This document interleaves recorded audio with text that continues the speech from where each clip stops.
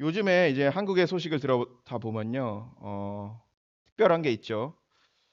우리나라에서 두 번째 노벨상 수상자가 나왔습니다. 한강이라는 여류 작가입니다. 이 채식주의라는 이 소설로 이렇게 노벨상을 받게 됐습니다. 그런데 이 채식주의와 이 한강이라는 이 소설가에 대해서 얘기하려는 것은 아니고요. 40년 전에 이 노벨 문학상을 탄 사람이 있습니다. 그 사람은 러시아의 소설가이자 역사학자인 알렉산드로 솔체니친입니다. 그런데 노벨상을 받았으면요, 이렇게 많은 국민들이 기뻐해주고 정말 훌륭한 사람으로 정말 여기면서 되게 그 국가에게도 굉장한 명예잖아요. 그런데 이 솔체니친이요, 노벨상을 받았을 때 자신의 조국으로부터 환영을 받지는 못했어요. 왜냐하면은 그의 소설을 통해서 당시에 이 소련의 체제를 비난했기 때문입니다. 그래서 너무 불쌍하게 노벨상을 수상했음에도 불구하고 자신의 조국인 이 소련에서 추방을 당해야만 했습니다. 그래서 이제 여기저기 이제 다니다가 이제 결국에는 이 망명을 받아준 나라가 바로 미국이었습니다. 알렉산드로 솔체니치가 소련에서 추방당하기 전에 이 재판석상에 서서 이런 얘기를 했다고 합니다. 나는 인간의 존엄성을 부인하는 이 공산주의는 반드시 망할 것이라고 생각합니다. 그러자 재판관이 이렇게 물었다고 합니다. 왜 그렇게 생각하시는데요? 공산주의는 진리가 아니기 때문입니다. 재판관은 다시 질문합니다. 그렇다면 진리는 과연 무엇입니까? 당시 생각하는 진리는 무엇입니까? 라는 질문을 했다고 합니다. 그런데 이 솔체니치가 이 말을 듣기 전에 아주 오래전에 예수님께서는요. 오늘 우리가 성경을 읽어서 알 수 있겠지만 이 빌라도의 법정에서 빌라도에게도 이런 동일한 말을 들었습니다. 38절 말씀에 보면은 이렇게 얘기합니다. 빌라도가 이르되 진리가 무엇이냐? 진리가 무엇이냐라고 합니다. 진리는 무엇일까요? 진리라는 것이 과연 무엇일까요? 우리가 일반적으로 생각하기에 이 진리라는 것은요. 거짓의 반대의 개념인 참이라고 이해하고 있습니다. 그런데 당시에 쓰여진 이 성경, 이 헬라어에서 진리는요, 단순한 그냥 사실을 말하고 있는 것이 아닙니다. 예를 들자면 그런 것이죠. 지금 우리가 살고 있는 미국의 70%의 사람들이 핸드폰 중독에 빠졌습니다. 스마트폰 중독에 빠졌습니다. 라고 했을 때 그 말은 사실일 수 있습니다. 그런데 그것을 우리는 진리라고 이야기하지는 않습니다. 서양 철학자들은요, 이 진리를요, 최고의 선이라고 생각했습니다. 특별히 아리스토텔레스라는 사람은요, 최고의 선이라고 이야기했고요. 진리는 참으로 인간을 행복하게 할 수 있고, 그리고 또 정의롭게 할 수 있는 참된 사실이라고 이야기했습니다. 그래서 덕을 많이 쌓고, 그리고 또 그렇게 살아가야지만 그러니까 진리에 대한 공부를 많이 해야지만 행복을 실천할 수 있다라고 생각했습니다. 덕에는 두 가지 덕이 있는데요. 하나는 지적 덕과 하나는 도덕적 덕이 있습니다. 진정한 행복을 누리려면은 자신의 인생의 가치에 대해서 공부를 많이 하고 그리고 선행을 많이 하며 나아갈 때 진정한 행복과 정의가 실현된다라고 생각을 하는 것이죠.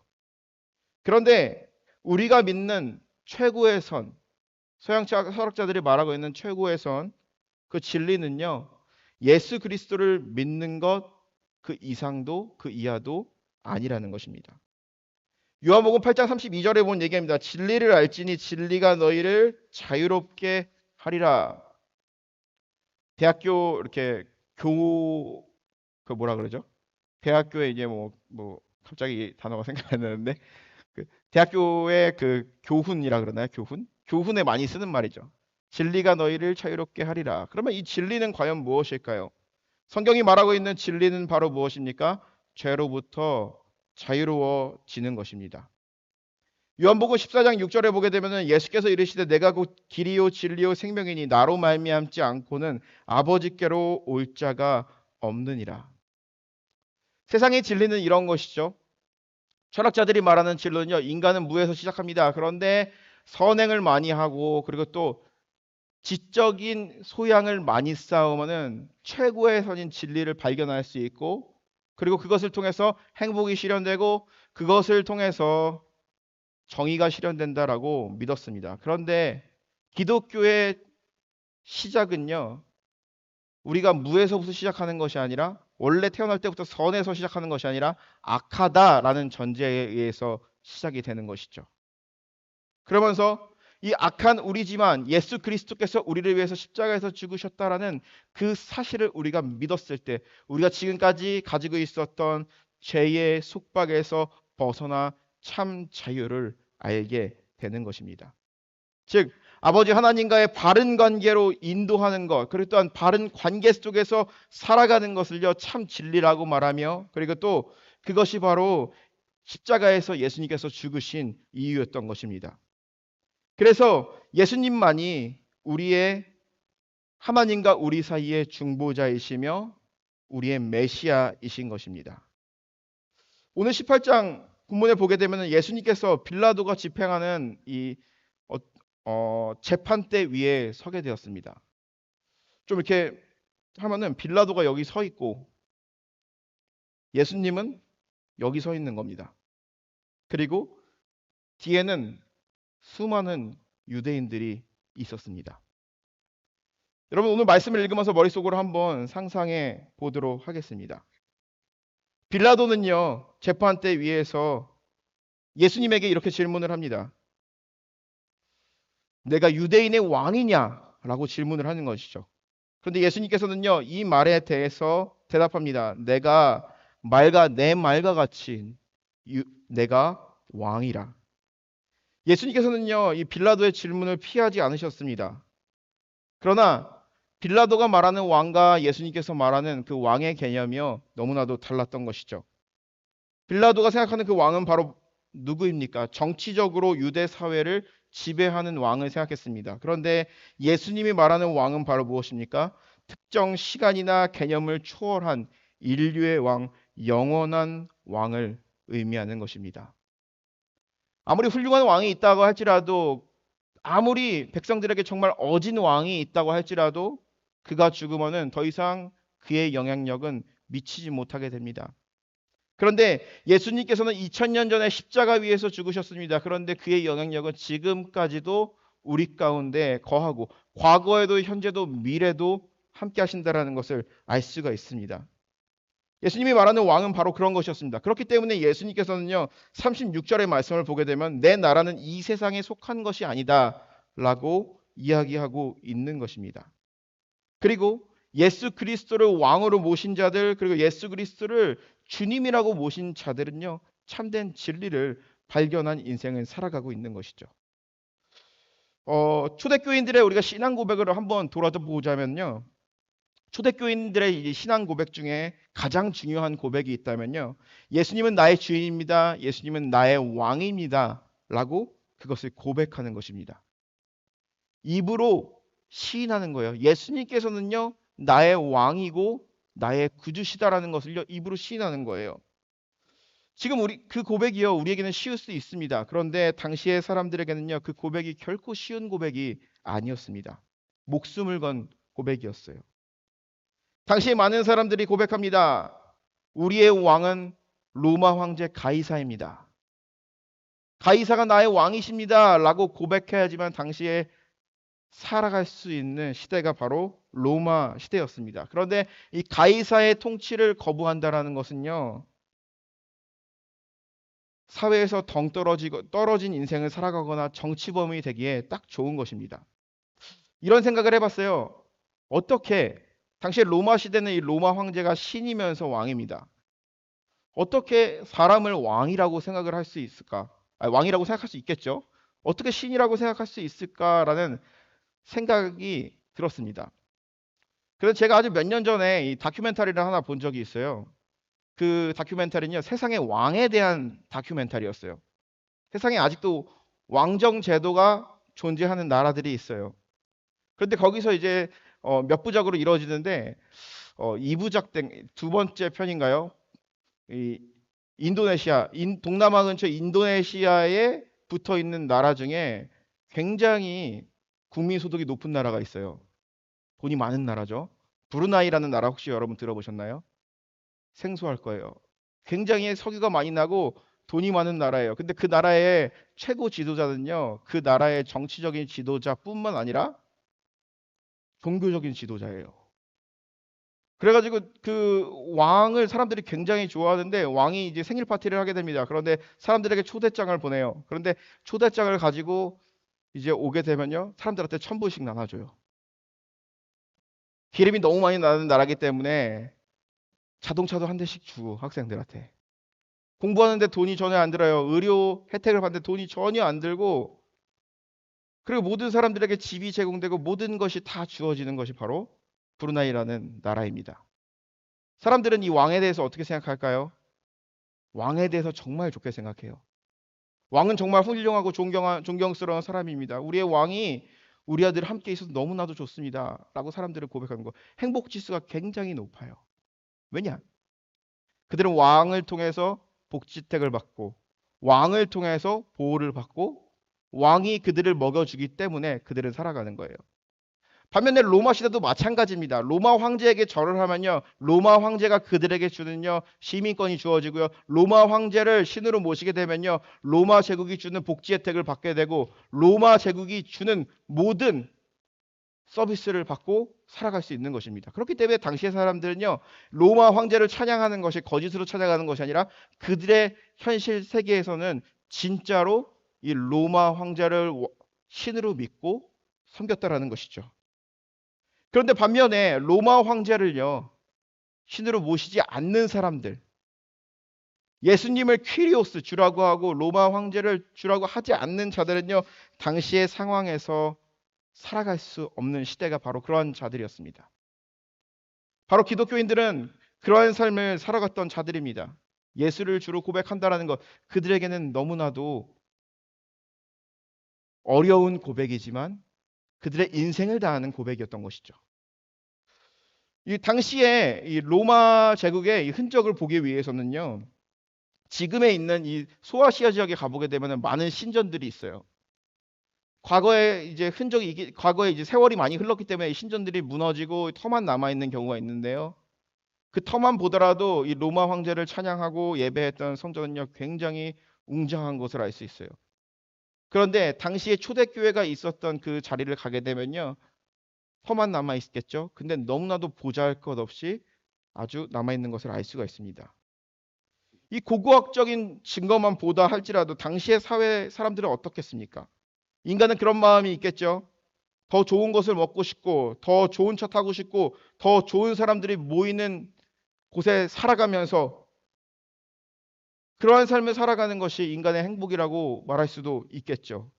그런데요, 당시에 로마 황제가 나의 주님이 아니라 예수님이 나의 주인이요 왕이라고 고백하는 사람들은요, 목숨을 걸고 보잘것없는 그 삶을 살아가지만, 세상 사람들이 보기에는 보잘것없는 삶을 살아가지만 그들은 목숨을 걸고 인생의 전부를 다하여서 예수님은 나의 주님이다 라고 고백하는 자들이었습니다.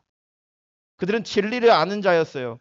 진리가 무엇인지, 진리라는 것이 저 세상이 말하고 있는 것이 아니라 예수 그리스도가 말하고 있는 진리가 과연 무엇인지, 성경을 통하여서 하나님이 계시하시는 그 진리가 무엇인지 알고 있었기 때문에 그들은 인생을 다하여서, 목숨을 다하여서 예수를 주로 고백했던 것입니다.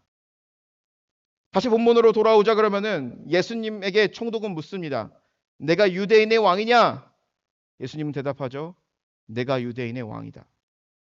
그렇다면은 예수님과 이 총독 둘이서 이렇게 법정에서 대화를 하고 있는데요. 당시에 진리 대신 예수님을 바라보는 사람들의 시선을 한번 살펴보도록 하겠습니다. 첫 번째 시선은 바로 누구이냐면은 바로 여러분들이 앉아 있는 그 자리, 회중의 시선. 예수님을 바라보고 있던 그 유대인들은요, 어떠한 시선으로 진리 대신 예수님을 바라봤을까요? 법정에 있던 유대인들은요, 다수의 무리를 상징을 합니다. 그들에게 진리라는 것은요, 다수에게 행복을 주는 것이죠. 나에게 이익이 되는 것, 그리고 나에게 해를 끼치지 않는 것, 나의 삶을 편하고 행복하게 해주는 것, 그들에게는 진리였습니다. 그런데 그들은 이야기합니다. 40절 말씀 보면 얘기하죠. 그들이 소리질러 이르되 이 사람이 아니라 바나바라 하니 바나바는 강도였도다. 이 사람들은요, 법정의 주위에 앉아있던 많은 유대인들은 예수님을 향하여서, 법정을 향하여서, 빌라도를 향해서 얘기하는 것이죠. 저 사람을 죽이자. 그리고 강도인 바나바를 살려주자. 사실 예수님을 죽이자라고 말하는 많은 사람들은요, 처음부터 그런 마음을 가지고 있지 않았어요. 예수님이 예루살렘 성전에 입성했을 때 많은 사람들은 종려나무 가지를 흔들면서 호산나 호산나 외치면서 예수님을 열렬히 환영했습니다. 그들의 마음 가운데는 예수님이 정치적인 왕, 정치적인 메시아가 되기를 원했습니다. 그들이 원했던 것은 바로 무엇이죠? 정치적으로 로마 제국으로부터 해방, 경제적으로 로마의 수탈에서부터 해방, 그리고 또 이제 식민지 국가가 아니라 이스라엘이라는 주권을 가지고 내 나라에서 살고 싶은 욕망이 있었습니다. 좀 더 편안한 삶, 그리고 물리적인 이익을 바랬기 때문에 올해 성경에서 이야기했던 그 예언이 우리에게 자유를 줄 수 있는 그 메시아가 우리에게 왔구나 하면서 종려나무 가지를 흔들면서 예수님을 환영했습니다. 그런데요, 예수님이 예루살렘 성전에 입성하고 나서부터 그들의 생각과 기대와는 너무 다른 길을 걸어가게 됩니다. 개역과 번역은커녕 기대와 전혀 다른 방향으로 가게 됩니다. 그러면서 법정에 서 있는 예수님을 바라봅니다. 그들은 생각했을 것입니다. 아, 저 사람도 별 볼 일 없는 인간일 거야. 어떤 사람들은 이렇게 생각할 것입니다. 아, 저 사람은 정말 진짜 민중을 속이는 사기꾼이다. 이러한 배신감이 그들에게는 표현된 것이죠. 그냥 차라리 저 사기꾼 죽이고 차라리 저 강도 바나바 살려주자 라고 사람들은 외쳤던 것이죠. 예수님을 십자가에 못 박으라고 외친 것이죠. 그들은 어떤 사람일까요? 자기 이익을 위해서 진리를 이용하고자 하는 사람이었습니다. 그렇기 때문에 자기의 생각과 예수님의 걸어가는 그 길이 너무나도 다르기 때문에 자신에게 이익을 주지 않기 때문에 진리 대신 예수님을 핍박하고 거부한 것입니다. 이 모습은요, 우리의 모습 가운데도 있는 것을 우리는 알 수가 있습니다. 우리가 교회에 나오는 이유가 무엇입니까? 나에게 해롭지 않기 때문에, 인간적인 교제를 위해서. 어떤 사람들이 이렇게 얘기하죠. 이제 남자분들 이제 이야기예요. 어떻게 처음 교회 나오게 되셨어요? 아, 오래전에 교회 다니기 시작했어요. 그 동기가 뭔가요? 아, 교회 가면은 여자친구 사귈 수 있다 그래서 제가 중학교 때부터 교회를 다니기 시작했습니다. 이렇게 말하는 분들이 굉장히 많습니다. 그런데요, 그러한 동기가 잘못됐다라고 이야기하는 것은 아닙니다. 왜냐하면은 어떠한 이유에서 왔던지 하나님께서 그 길을 인도해 주셨기 때문이죠. 사도 바울은 교회에 예배드리러 갔습니까? 교회에 찬양하러 갔습니까? 교회 다니는 사람들 잡아 쳐넣으러 간 것이죠. 근데 하나님께서 인도해 주셨을 때 그는 교회를 세우는 사람이 되었잖아요.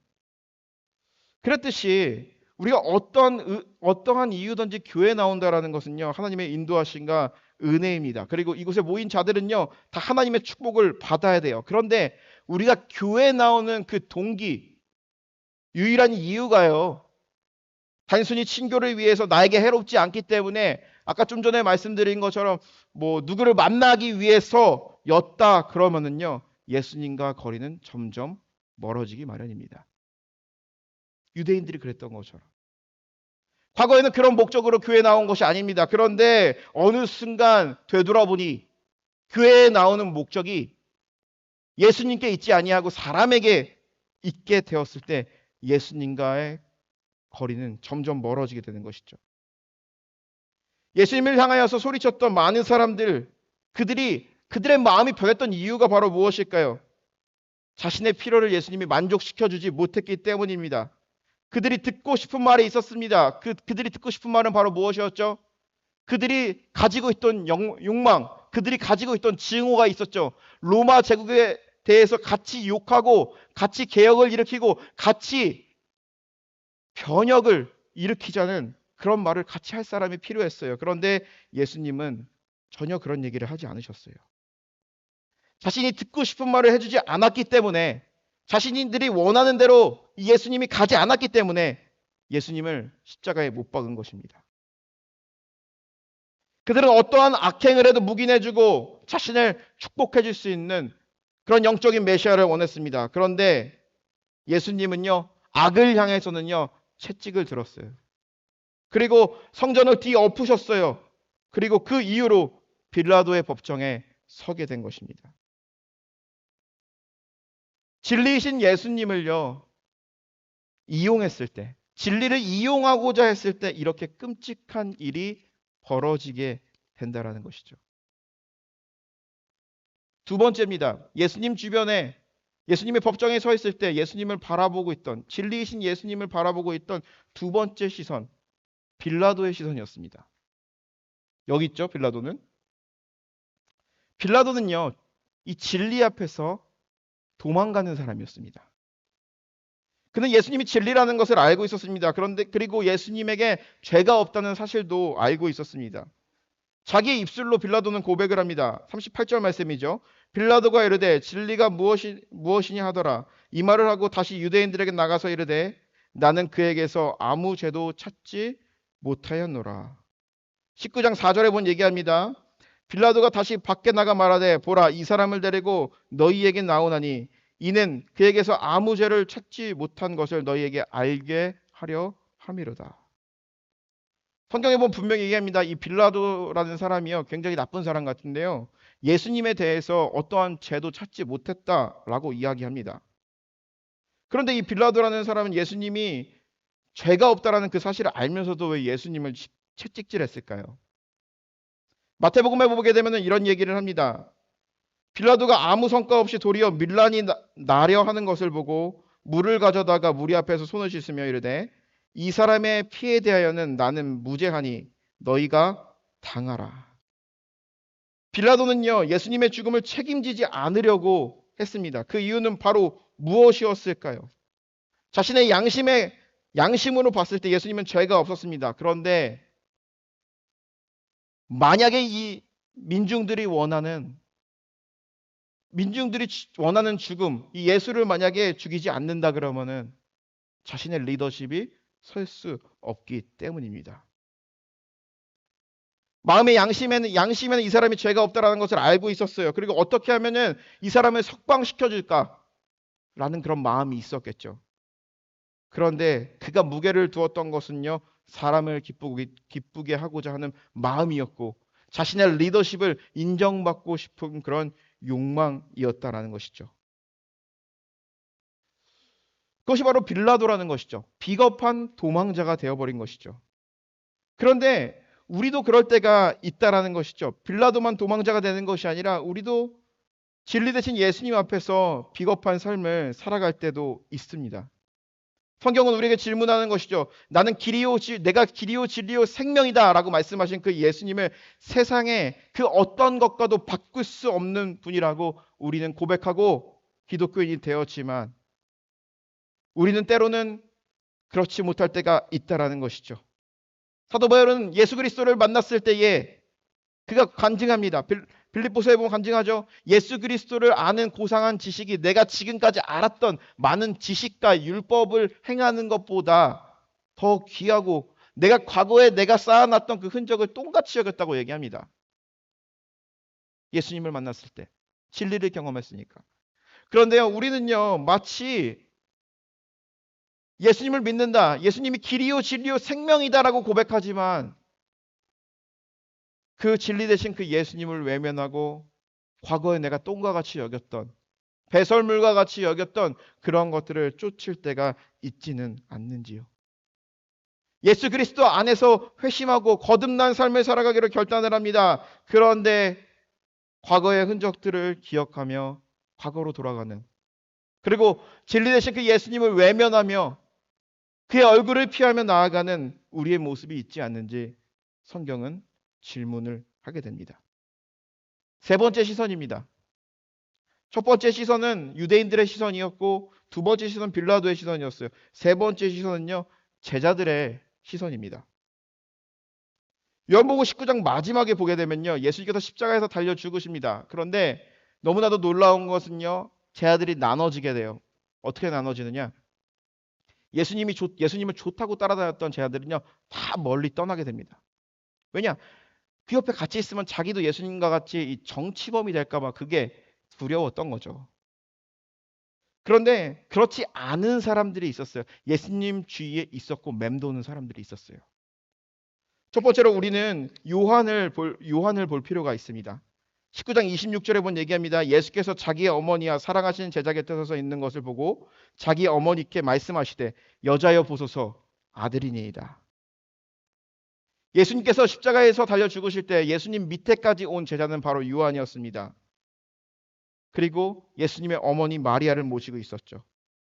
27절에 보면은 그 요한이란 제자는요, 예수님의 어머니를 자신의 어머니로 생각하며 자기의 집에 모시게 됩니다. 그리고 다른 제자들은 다 도망갔지만 이 요한이란 제자는요, 예수님의 유언에 집중했던 제자였던 것이죠. 예수님께서 십자가에서 죽으셨습니다. 그런데 예수님께서 십자가에서 죽으셨는데 그 예수님의 시신은요, 방치되었어요. 왜냐? 예수님의 시신을요, 수습할 사람이 없기 때문이죠. 함부로 예수님의 시신을 수습한다라고 했을 때 예수님과 똑같이 정치범으로 몰릴 수 있기 때문이죠. 그런데 유일하게 예수님의 시신을 수습한 사람이 있습니다. 그 사람이 바로 아리마떼 요셉입니다. 구약에 보게 되면요, 성경에 보게 되면 여러 명의 요셉이 나와요. 야곱의 11번째 아들 요셉도 있고요. 그리고 예수님의 유괴 아버지며 마리아의 남편인 요셉도 있습니다. 그런데 오늘 말하고 있는 아리마떼 요셉은 예수님이 죽고 나서 그 예수님의 시신을 수습한 사람입니다. 이 12명의 제자들은요, 다 도망갔습니다. 예수님의 제자 대부분 도망갔지만 예수님의 시신을 수습하고자 했던 사람이 바로 이 아리마떼 요셉이었다는 것이죠. 그런데 그의 마음 가운데 정말 뜨거운 마음이 있어서 단번에 가서 그랬을까요? 아니죠. 38절에 보면 얘기합니다. 아리마떼 요셉은 예수님의 제자이나 유대인들이 두려워 그것을 숨기더니 그도 역시 두려웠던 것입니다. 그가 가지고 있던 이 사회적인 위치, 그리고 그가 만약에 예수님의 제자라고 커밍아웃을 하게 된다면 그것으로 오는 손실, 그런 것들 다 계산하고 있었어요. 그런데 그렇게 흔들리며 예수님 주위를 빙빙 맴돌고 있었지만 그는 결정하게 됩니다. 나는 예수님의 제자다라고 하면서 빌라도 앞에 서서 예수님의 시신을 수습한다라고 합니다. 진리 앞에서 침묵하지 않는 진리를 지킨 제자였던 것입니다. 예수님의 무덤가에 있던 제자 한 명이 더 있습니다. 그 사람은 바로 누구입니까? 요한복음 19장 39절에 본 얘기합니다. 일찍이 예수께 밤에 찾아왔던 니고데모도 모략과 침약을 섞은 것을 100리트라쯤 가지고 온지라. 바로 니고데모이죠. 니고데모는 요한복음 초반부에 나오는 사람입니다. 초반부에 보게 되면은 이 니고데모라는 사람이요, 유대인의 관원, 지금으로 말할 것 같으면은 뭐 국회의원, 뭐 세네토 정도 되는 사람입니다. 그런데 밤에 예수님을 찾아갔다라고 얘기합니다. 그 이유는 뭐죠? 그가 가지고 있던 직위 때문에, 사회적인 신분 때문에, 내가 가지고 있는 사회적인 신분이 높은데 예수님한테 가가지고 이야기를 하고 질문을 하고 대화를 하는 그 모습을 보게 된다 그러면 사람들이 나를 어떻게 생각할까? 그것이 너무나도 걱정되었기 때문이죠. 그것이 바로 니고데모였던 것입니다. 그렇기 때문에 밤에 예수님을 찾아갔어요.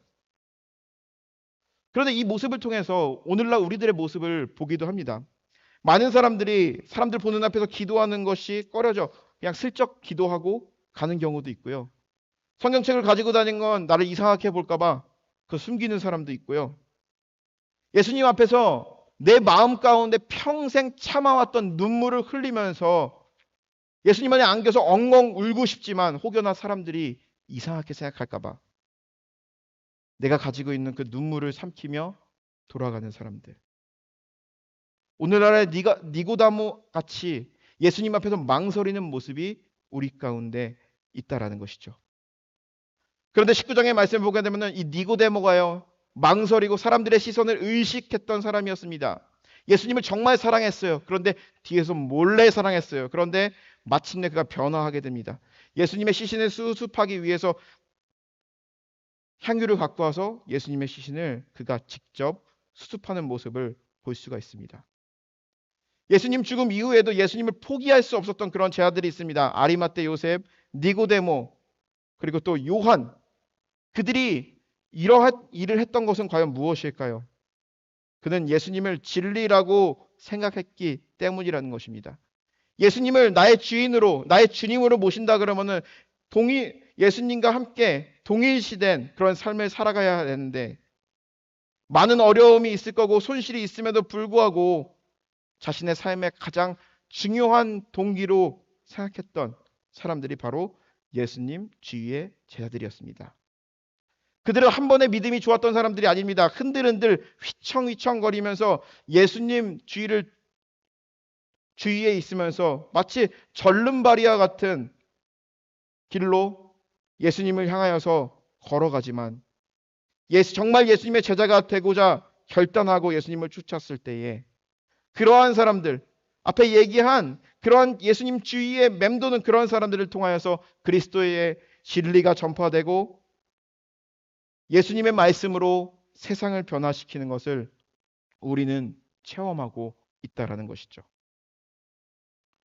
우리가 평화의 기도문을 계속 나누고 있는데요. 이 평화의 기도문을 했던 이 성 프란시스도 비슷한 경험을 하게 되었습니다. 우리가 프란시스 하면은 청빈한 수도자, 그리고 자연을 사랑하고 동물을 사랑하는 사람으로 기억합니다. 그런데요, 이 프란시스도요, 이 젊었을 때 자신에겐 꿈이 있었어요. 수도사가 되는 게 꿈이 아니었어요. 중세 시대에 가장 존경을 받는 사람들은 누구죠? 기사들이죠. 명예롭고 멋있고 정의로운 사람들이 바로 기사들이죠. 이 프란시스도요, 기사가 되는 게 그의 꿈이었어요. 그래서 어렸을 때부터 이 전쟁 놀이를 굉장히 좋아했고요. 그리고 남자답게 살아갔고요. 그리고 쾌락을 즐겼던 이 패기 넘치는 젊은이가 바로 프란시스였습니다. 그러나 어느 날 한밤중에 자신의 내면의 마음속에 소리를 듣게 됩니다. 너는 누구를 따르겠느냐? 이 낯선 목소리는요, 이 프란시스를 굉장히 고민하게 만들었습니다. 누구를 따르겠느냐? 그러면 나에게 주인이 있다라는 거야? 그는 오랜 시간 동안 고민을 하다가 자신의 내면에 들려왔던 그 음성이 예수님이라는 그 사실을 알게 됩니다. 깨닫게 됩니다. 예수님이 나의 주인이라고? 프란시스는 자기의 인생을 꿈과 야망과 욕망을 이루기 위해서 자신의 마음대로 살아왔습니다. 그런데 그러한 삶을 살아가고 있었을 때 그의 삶 가운데 던져진 질문, 너는 누구를 따르겠느냐? 그 질문 앞에 이 프란시스는 괴로워합니다. 고민하기 시작합니다. 우리가 그렇잖아요. 갑자기 고민에 빠지면 이 사람이 굉장히 변할 때가 있어요. 프란시스도요, 그의 모습이 굉장히 어느 날 변해 있던 것을 친구들이 발견합니다. 그러면서 이 프란시스를 바라보면서, 저 친구가 지금 뭔가 의기소침해 있는 것 같고 뭔가 이렇게 우울한 것 같은데 저 친구를 우리가 기쁘게 해주자라고 하면서 이 프란시스를 위해서 파티를 열어줍니다. 파티를 같이 준비합니다. 그런데 당시에는요, 이 파티를 열 때 그 파티의 순서 중에 이제 하나가 이제 연극 놀이를 하는 거예요. 그래서 이제 연극을 이제 준비하려고 하는데 친구들이 하도 우울하게 있으니까 이 프란시스에게 어릿광대 역할을 주게 됩니다. 그러면서 파티를 잘 하기 위해서 친구들이랑 연습을 하기도 했습니다. 프란시스도 친구들이랑 어울리고 싶다라는 그 생각에 그 연기 연습을 했다라고 합니다. 그런데 친구들과 연기 연습을 하고 있던 도중에 길을 걸어가고 있던 그런 씬이었습니다. 그런데 갑자기 이 프란시스가 주저앉게 됩니다. 친구들은 이 프란시스를 쳐다봐요. 쟤 왜 저러지? 쟤 왜 저러지? 뭐 하고 있는 거지? 하면서 그를 쳐다보게 됩니다. 그런데 그가 주저앉은 이유는요, 어릿광대 역할을 하고 있는 자신의 모습에 대해서 역겨운 분노를 느끼게 되었다라고 얘기합니다. 자세히 봐보니까 친구들이 이 프란시스가 기도를 하고 있는 거예요. 그러면서 이렇게 하는 거예요. 친구들 보는 앞에서 기도를 하는데, 주님, 이렇게는 살 수 없습니다. 이렇게는 살 수 없습니다. 라고 막 프란시스가 막 기도하는 거예요. 눈물을 흘리면서 막 기도를 하는 거예요. 친구들은요, 이 프란시스를 보면서 평소에 보이지 않았던 모습이기 때문에 친구들은 이렇게 얘기하는 거야. 야, 프란시스, 그냥 살던 대로 살아. 뭔 기도야. 라고 하면서 막 놀리기 시작합니다. 한 친구는 이렇게 얘기합니다. 야, 너 애인 생겼구나. 가슴앓이 하는구나. 어떤 여인이 너의 마음을 몰라주니? 집안의 반대가 너무 심해서 그러니? 그래서 우리에게도 말하지 않은 거니? 하면서 이 프란시스를 막 놀려대기 시작합니다. 그러자 프란시스가 일어나서 그 친구에게 이렇게 얘기합니다. 맞아. 나는 정말 사랑하는 이를 만났어. 나는 순결하고 고귀한 나의 신부를 만났어. 그 신부는 나의 사랑, 나의 진리이신 예수님이야. 그 순간부터 프란시스는요, 자기의 전생애를 예수 그리스도께 드리며 청빈한 수도사로서 복음 전도자로서의 삶을 살아가게 됩니다. 프란시스는 세상에 오류로 가득 찬 이 세상에서 마치 연극에서 어릿광대와 같은 의미 없는 인생을 살아가고 있는, 의미 없는 웃음을 주고 있고 의미 없는 것에 정신을 쏟고 있는 이 시대를 향하여서 얘기합니다. 오 하나님, 오류가 있는 곳에 진리를 심게 하소서. 우리의 삶을 바라보면은 본능대로 움직이고 쾌락대로 움직이며 하고 싶은 대로 살아가는 것이 세상의 진리인 것처럼 얘기합니다. 그런데 프란시스가 주님을 만나고 발견한 것은요, 자기의 힘과 자신의 능력대 자신의 하고 싶은 대로 살아왔던 그 인생의 허무함, 그리고 헛된 연극을 하고 있구나라는 생각이 들었던 것이죠. 마음에 기쁨이 없음에도 불구하고 웃고 마음에 없는 생각에 맞장구 쳐주고 살아가는 연극처럼 말입니다. 먼 그런 인생을 살아가고 있던 프란시스에게 나타나서 그에게 했던 질문, 너의 주인은 누구인가? 너는 누구를 따를 것인가? 라는 질문에 프란시스는 대답을 하게 된 거죠. 그리고 과거에 그가 입고 있었던 옷을 던져버리고 예수 그리스도를 향하여서 걸어갈 때 그는 참 행복을 찾는 삶을 살아가게 되었다라는 것입니다. 우리의 삶을 되돌아보게 됩니다. 그리고 참된 행복과 그리고 진리가 무엇인지 오늘 말씀은 우리에게 말하고 있는 것을 우리는 알 수가 있습니다. 예수님이 빌라도의 법정에 섰을 때 있었던 사람들, 예수님을 비난하고 예수님의 죄가 없음에도 불구하고 그것을 정의롭게 말하지 못하고 도망갔던 빌라도처럼 자신에게 이익을 주지 않는다고, 그리고 자신이 원하는 대로 말하지 않는다고 예수님을 향하여서 종려나무를 들었지만 어느 순간 칼을 들고 있는 유대인들, 그들의 모습이 우리 가운데 있다라는 것입니다. 믿음이 있다라고 하지만 마치 예수님의 주의를 예수님께 직접 바로 가지 못하고 용기가 없어서 주의를 맴도는 우리들의 모습, 비틀비틀 걸어가고 있는 우리들의 모습을 보게 합니다. 그런데 마음의 결단을 하며 그들이 나아갔을 때 참 진리를 발견했고, 그리고 그 진리 가운데 거하며 살아갔을 때 진정한 행복이 무엇인지, 진정한 기쁨이 무엇인지 그들은 알게 되었다라는 것이죠. 오늘 우리가 읽은 말씀 37절의 말씀을 다시 한번 읽어보도록 하겠습니다. 빌라도가 이르되 그러면 내가 왕이냐? 예수께서 대답하되 내 말과 같이 내가 왕이라. 내가 이를 위하여 태어났으며 이를 위하여 세상에 왔나니 곧 진리에 대하여 증언하려 함이로다. 무릇 진리에 속한 자는 내 음성을 듣느니라. 예수님께서 말씀하십니다. 진리에 대하여서 행하러 왔고 진리에 대해서 증언하러 왔다라고 얘기합니다.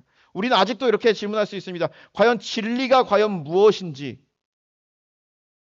예수님을 진리로 믿는다라는 것이 과연 무엇인지 우리는 아직도 우리의 마음 가운데 퀘스천 마크로 자리 잡고 있을지도 모릅니다. 그런데 예수님은 말씀하시죠. 진리가 무엇인지 모른다면, 진리를 알고 싶다면 예수님 안에 거하라는 것이죠. 예수님 안에 거할 때에 진리 되신 예수님의 음성을 듣게 된다라는 것이죠. 사랑하는 성도 여러분, 우리가 진리 안에 거하며 정말 진리 되신 그 예수님을 위하여 살아가시는 한 주 되시기를 주님의 이름으로 간절히 축원합니다. 그리고 우리의 삶 가운데 오류가 넘쳐나는 이 세상 가운데 마치 정답이 없는 것 같고, 그리고 예수님의 말씀대로 살아갈 때에 때로는 세상으로부터 뒤처지는 것 같고, 그리고 또 외면당하는 것 같고 라는 생각이 들 때도 있을 것입니다. 그런데 우리가 그러한 순간일수록 더욱더 예수님 안에 거하면서 우리에게 말씀을 통하여서 말씀해 주시는 그 주님의 음성을 한 주간 듣는 저와 여러분들 되시기를 주님의 이름으로 축복합니다. 기도하겠습니다.